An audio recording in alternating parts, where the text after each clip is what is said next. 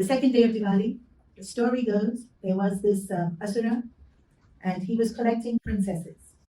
You know, people have different hobbies.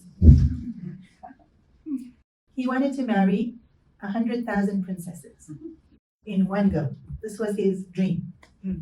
He had collected 16,000 princesses. Now, you know, when you collect chocolate or marbles or coins, they don't object. But when you collect princesses, they're going to object.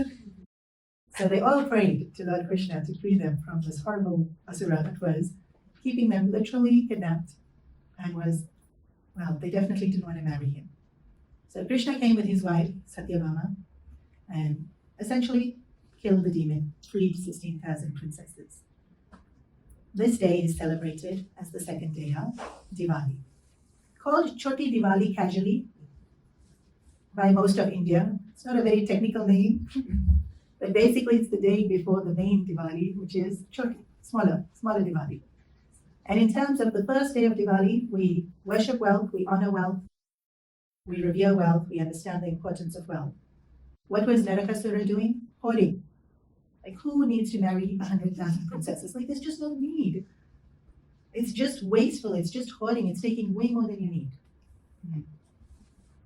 And so, Krishna killing Narakasura is killing the instinct in us to take more than we need.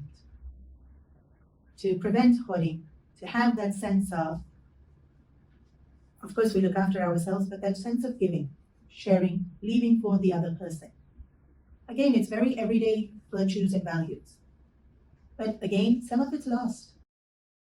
We don't necessarily leave for the other person. We collect and keep for ourselves. It's so often, you know, I think when we do Diwali cleaning, you would have experienced this. You open the drawer to clean out the drawer and you take out something and you think, oh my gosh, I had it. Just 2 weeks ago I went out and bought it. Because I forgot I had it. It's just lying there. And so, are we horrendous hoarders of Narakasura? No.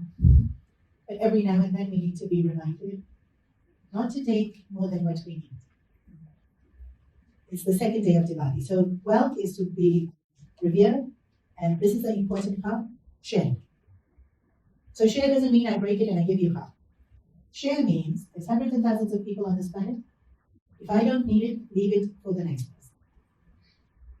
I don't know who's going to need it, when they're going to need it, but I leave it there for them. And so remember, what was our wealth? Water, food, sand, all the resources of this world that we use, even to make our clothes, even to make our phones. So one, next person while we are alive. Two, next generation. We leave it for them as best as we can. Because we don't need to store it. We don't need to hoard it.